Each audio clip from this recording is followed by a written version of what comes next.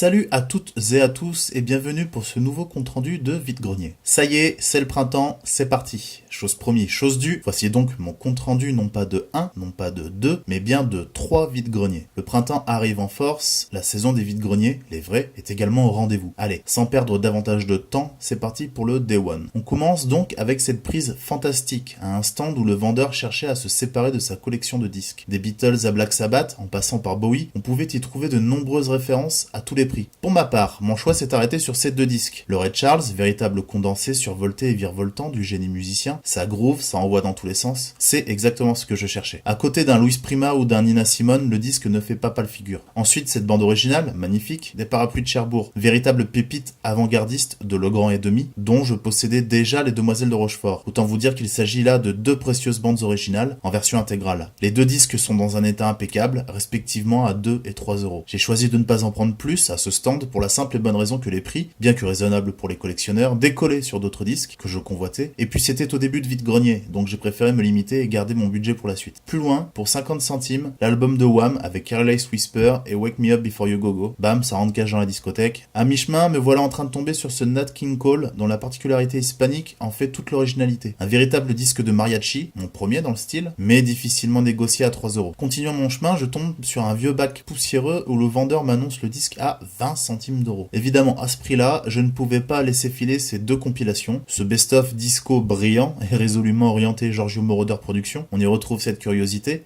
Knight in White Satin, reprise disco progressive, voire expérimentale, du morceau Night in White Satin des Moody Blues. Et puis, ce second album, sobrement intitulé Disco Soul Volume 1, et qui fait partie d'une espèce d'anthologie de la disco, mais sur lequel on retrouvera des titres aussi éclectiques que Shaft d'Isaac Hayes, Superstition de Stevie Wonder, ou le Killing Me Softly, en version originale, par Roberta Flack. Autant dire deux disques bourrés à craquer de petites merveilles. 40 centimes le lot, c'est la prise de la journée. Enfin, en toute fin de brocante, tout au bout, alors que le vendeur était encore en train de déballer à la bourre son stand, voilà un carton avec un gros 1 euro annoncé dessus au feutre et un bric-à-brac de CD, de DVD et de jeux de PS3, qui est ma seule console et avec laquelle je passe la majorité de mon temps de gaming. Alors ok, beaucoup de jeux de course et de sport dans le lot, mais alors ce Killzone 3, je viens juste de finir le 2, et ce PlayStation Hero pour exploiter un peu le move qui traîne depuis les deux grimoires de Harry Potter. Et oui, ce petit Need for Speed aussi, parce que bon, voilà, tut vroom vroom, 3 euros le lot, ce qui conclut parfaitement cette journée pour un budget total de 11,90 €. Deuxième journée donc, le samedi suivant pour être exact, où je digue rapidement les 4 items suivants. D'abord le Sylvester que je trouve incognito dans le bac, au milieu des Verruchen et autres musiques pour Éthiopie. Et comment dire, énorme claque, très grosse baffe musicale puisqu'il s'agit d'un des albums les plus importants du monsieur, flamboyant, extatique, avec des morceaux de bravoure qui n'en finissent plus, et qui rejoint directement les autres albums de Sylvester que je possède. Négocié durement 2 € à une dame qui apparemment ne connaissait rien de ce qu'elle vendait, mais savait qu'elle ne voulait rien laisser partir à moins de 5 €.